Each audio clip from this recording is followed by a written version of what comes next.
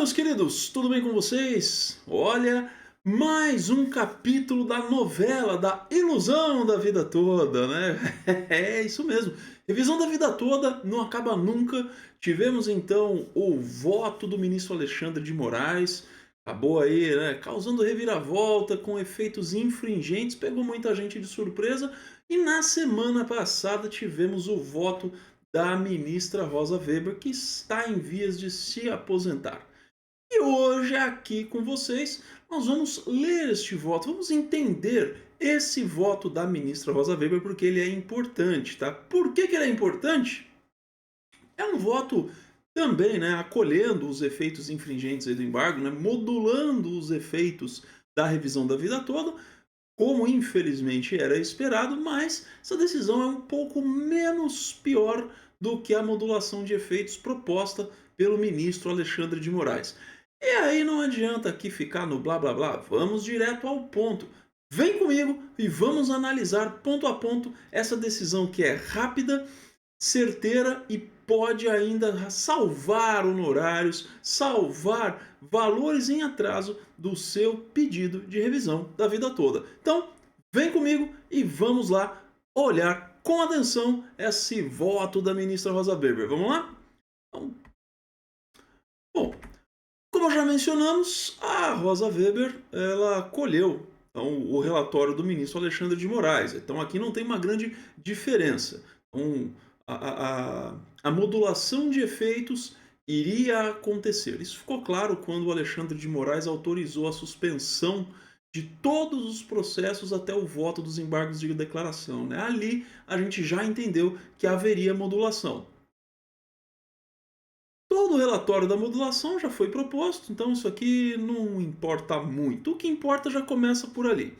Então foi feito um pedido de vista pelo ministro Cristiano Zanin. Cristiano Zanin acabou de ser indicado pelo presidente Lula, acabou de chegar, precisa votar, pediu vista para entender melhor a questão e preparar o seu voto. Ele não tinha voto pronto ainda.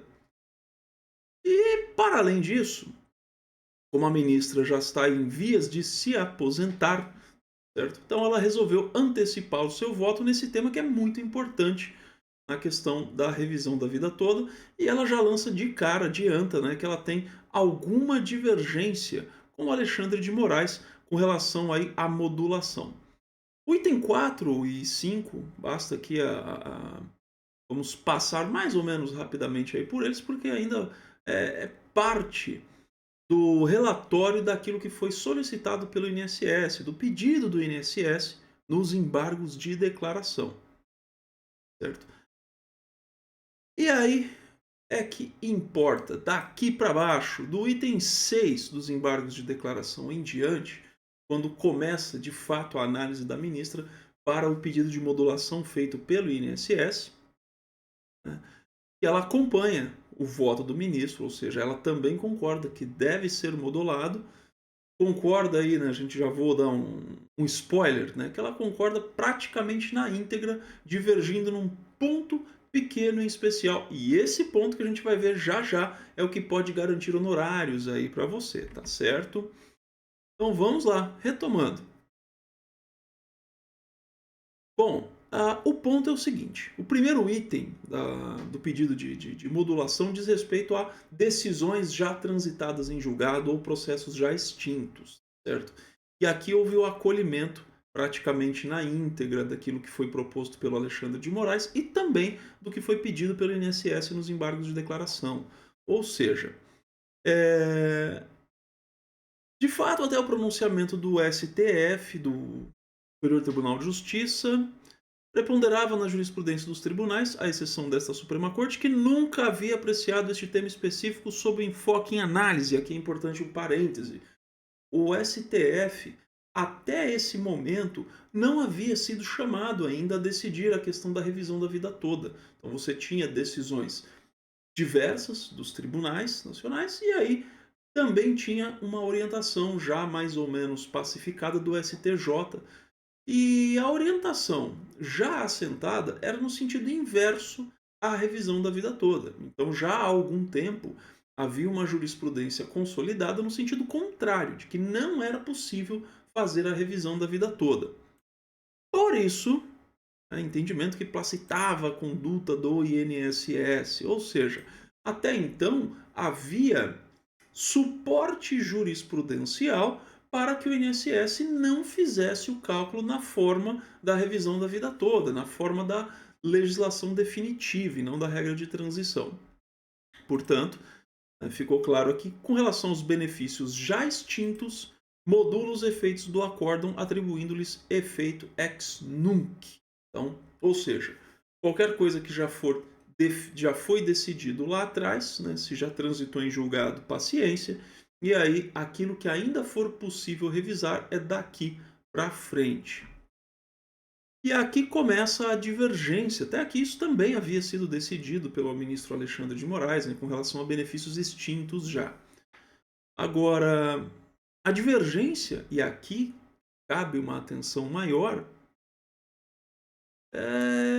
é a parcial divergência da Rosa Weber, né, que é no recurso, embargo de declaração, o INSS, e aqui ela já adianta, né, de forma equivocada, afirma que essa Suprema Corte teria alterado sua jurisprudência quanto ao tema em análise. E aí ela rechaça essa alegação, dizendo que eh, já houve algumas análises e deliberações sobre o tema e todas as deliberações do STF acerca da revisão da vida toda, nas situações em que ele foi convocado a decidir, como nas ADIs 2110, 2111, foi, foi então decidido de forma similar ao que se está decidindo agora. Então não há uma inovação da jurisprudência do STF. Por isso ela rechaçou, né, a alegação de alteração de jurisprudência. E aqui, gente, essa alteração de jurisprudência é uma sacada. Inclusive fica a dica para você. No artigo 926 do CPC, ele estabelece aí o dever dos magistrados atenderem à coerência e integridade das decisões jurisprudenciais. Então, uma mudança de 180 graus na rota jurisprudencial pode sim ser objeto de recurso baseado no artigo 926 do CPC. Mas aqui não foi o caso, tá? E aqui vem a parte mais legal, o marco temporal. O ministro Alexandre de Moraes, no seu voto dos embargos de declaração, estabeleceu como marco temporal a própria decisão do STF, dizendo que a validade dos processos, né, o efeito da revisão do vida toda, só valeria da decisão do STF para frente, certo? E isso, meus amigos, ia fazer um estrago gigante em todos os valores retroativos dos milhares de processos de revisão da vida toda que tem por aí. É, Vamos lá, vamos aqui. Aqui, ó. O que acontece? Para justificar essa alteração do marco temporal, a ministra faz ali um retrospecto dizendo que a tese firmada pelo STF seria inovadora. No entanto, segundo atesta a ata de julgamento, foi negado o provimento ao recurso extraordinário com a manutenção do acórdão exarado pelo STJ, ou seja, esta casa, o STF, ao assim decidir, apenas chancelou entendimento do STJ. Então, quando o INSS manejou recurso extraordinário contra a decisão do STJ que admitiu a revisão da vida toda, ali ele já teve ciência inequívoca de que ele havia perdido. Vamos lembrar aí que, via de regra, recurso extraordinário não suspende, não tem efeito suspensivo, não suspende a eficácia da decisão. Neste caso específico, houve a suspensão da eficácia pela magnitude do caso. Então, foi aplicado lá a questão dos representativos de controvérsia.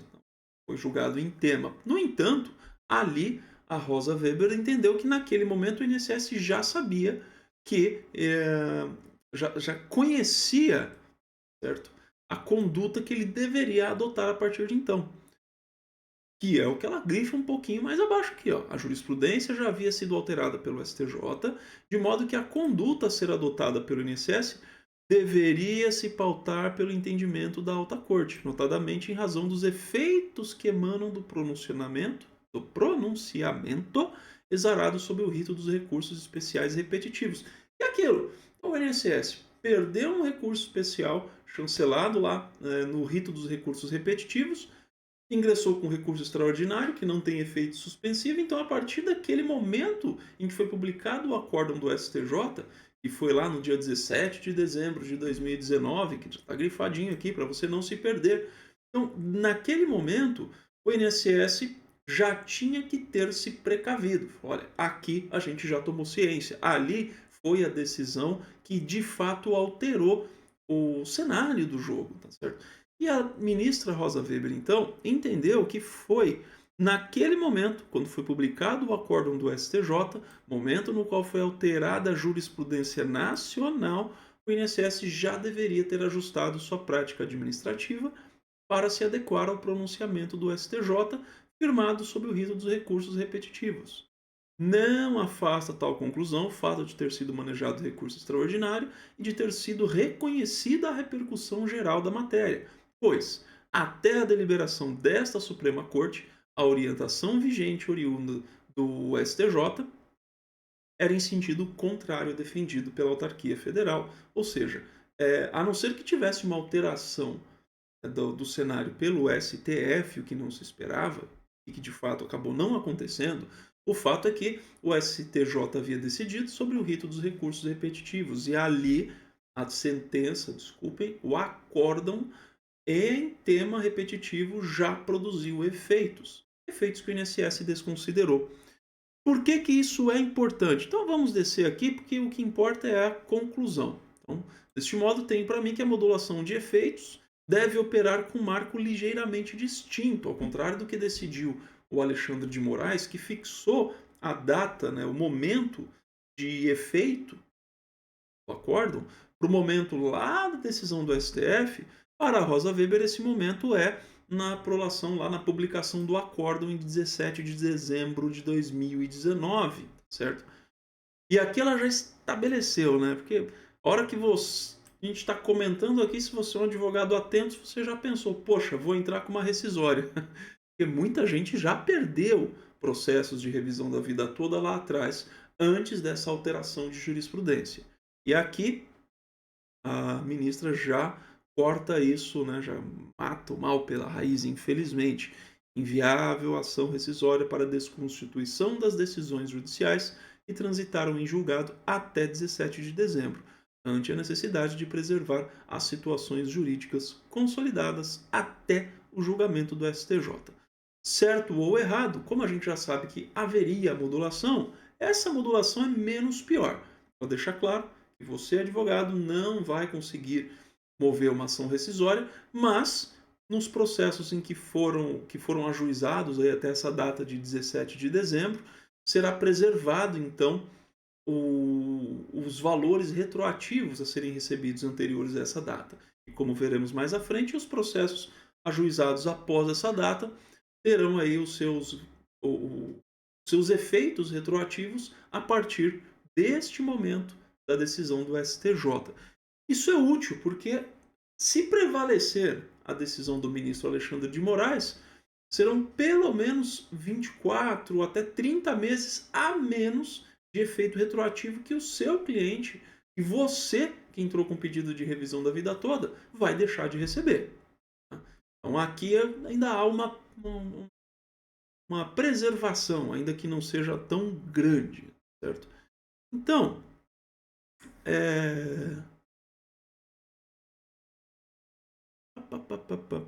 vamos voltando aqui com uma... Olha aqui. Pronto. Aqui está a parte esclarecedora que você, advogado, já queria saber. E ela está aqui. Nada obstante, dada a alteração jurisprudencial ocorrida no âmbito do STJ a partir do julgamento do recurso especial sob o rito dos recursos repetitivos, entendo por razões de segurança jurídica necessário proceder à modulação de efeitos de modo a impedir a cobrança da diferença de valores anteriores à data de publicação do acórdão do STJ. Então isso quer dizer o seguinte: não pode cobrar valores anteriores a essa data. Ah, poxa, ajuizei a ação em 2020, 21, 22. Então, você já sabe que tem ali 5 anos de retroativo de atrasado. Com a decisão do ministro Alexandre de Moraes, não teria mais nada. Aqui, a gente tem um novo marco. Você pode retroagir até 17 de dezembro. Para trás dessa data, nada mais. E aí, para frente dessa data, você ainda consegue correr atrás de algum retroativo. E aqui vem mais um item interessante, que é a preservação dos processos que foram ajuizados até a data do início do julgamento. E o STJ, quando decidiu essa questão da revisão da vida toda, o acórdão foi proferido lá em 17 de dezembro, mas o julgamento começou em 26 de junho. Então a ministra entendeu o seguinte: se você ajuizou sua ação de revisão da vida toda até o dia 26 de junho de 2019, vai receber atrasados de todo o período, independente do momento. Isso aqui ficou preservado, tá? Que até essa data, tudo aquilo que você tiver de atrasados, meu processo de revisão é de 2015, tá? Entrei agora entrou ali antes de 2019, vai receber os atrasados de antes disso e depois disso. Agora, se o ajuizamento aconteceu depois dessa data, aí vai ser obedecida no que diz respeito ao pagamento dos valores retroativos da diferença 17 de dezembro de 2019. É claro, então, que está falando aqui somente dos atrasados, tá? Continua valendo o direito à revisão da vida toda para produzir efeitos daqui para frente com relação ao valor da aposentadoria. Toda essa modulação de efeitos diz respeito exclusivamente ao pagamento dos retroativos, popular atrasados. Legal? Então, o voto final, a tese, né, o resumo ficou isso daqui, ó. Modula os efeitos da tese fixada no tema 1002, divergindo em parte com vênia, né, o Alexandre de Moraes, para quê? Revisão dos... Vamos lá. Para que se exclua do entendimento fixado no tema 1102 a possibilidade de revisão de benefícios já extintos. Então, benefícios que já foram extintos não poderão ser revisados. Ajuizamento de ação rescisória, com base na tese firmada neste recurso extraordinário contra decisões que tenham transitado em julgado antes de 17 de dezembro de 2019. Então, não será possível ajuizar rescisória antes dessa data. Depois dessa data, provavelmente seu processo está suspenso, né? Por fim, pagamento de diferença de valores anteriores a 17 de dezembro, ressalvados os processos ajuizados até 26 de junho de 2019. Olha que bacana. Então, é isso. Então, o voto da ministra Rosa Weber, ele altera, mas não muito, e aí temos um cenário aí que a gente torce para que ou tenha uma modulação de efeitos ainda mais interessante por algum outro ministro, que a gente não espera, na verdade, infelizmente, e provavelmente prevalecendo essa tese, ainda teremos a preservação de alguns meses aí, né, consideráveis de efeitos retroativos a partir de 2019. Beleza? É isso então, por hoje é só análise de caso prático aqui para você. Se você gostou, dá o seu joinha, dá o seu like, comenta aqui embaixo se ficou alguma dúvida, porque o tempo é curto, então comenta aqui a sua dúvida que a gente vai fazer mais vídeos aqui esclarecendo que revisão da vida toda, ó, essa novela ainda vai longe. Se inscreve no canal, dá o seu joinha, comenta aqui embaixo e até o próximo vídeo.